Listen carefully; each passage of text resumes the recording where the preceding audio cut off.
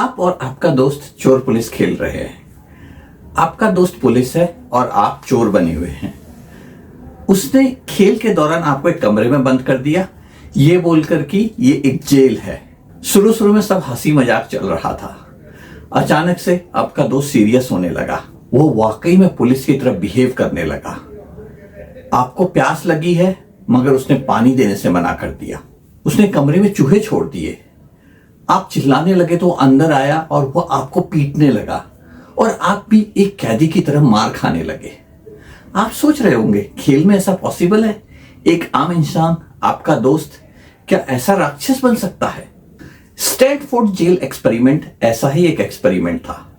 कुछ छात्रों को जेलर बना दिया गया, कुछ को कैदी, और बस कुछ ही घंटों में जेलरों का व्यवहार बदलने लगा। वो सामान्य लड़के जो कल तक क्लास में आपस में हंसी मजाक करते थे, पुलिस बनकर कैदियों को सताने लगे। Stanford jail experiment professor Zimbardo ने किया था। उन्होंने इसका नाम सिचुएशनल इन्फ्लुएंस दिया। मतलब जब हालात हमें बदल देते हैं, हमारा चरित्र कुछ भी हो। जब भी हमें कोई रोल मिलता है वो हमारे बिहेवियर को बदल देता है। जब हमें कोई पद मिलता है हम उसके अनुसार ही सोचने लगते हैं। आप अपने बचपन के दोस्तों को स्टडी कीजिएगा, समय के साथ वो कैसे बदले हैं, और एक बहुत बड़ा कारण होता है कि वो लाइफ में क्या कर रहे हैं, किस कैरियर पाथ में हैं। जब तक हम बच्चे होते हैं हमें पेरेंट्स की रोक टोक अच्छी नहीं लगती, लेकिन पेरेंट्स बनते ही हम रोक टोक को जस्टिफाई करने लगते हैं। ऐसा क्यों होता है? चलिए वापस स्टैनफोर्ड एक्सपेरिमेंट की तरफ जाते हैं। प्रोफेसर फिलिप जिम्बार्डो ने प्रयोग किया।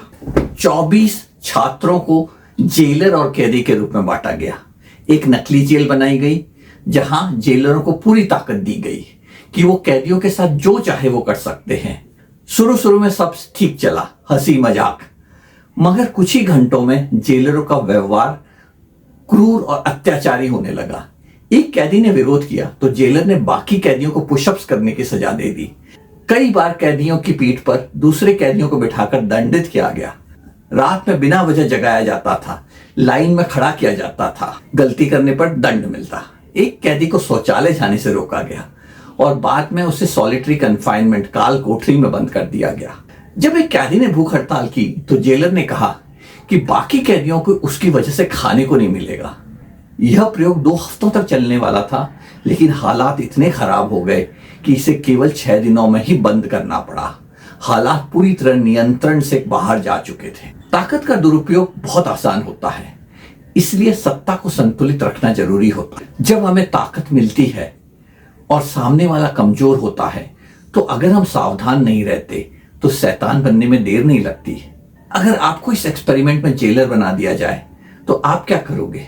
कमेंट करके जरूर बताइएगा और अपने अगल बगल देखिएगा, क्या आपके पास भी ऐसे एग्जाम्पल्स हैं जहां लोग पद के मद में आकर बहुत अलग तरीके से बिहेव करने लगते हैं, अक्सर बहुत अत्याचारी और क्रूर हो जाते हैं। जुड़े रहिए, ये सफर है खुद को बेहतर समझने का।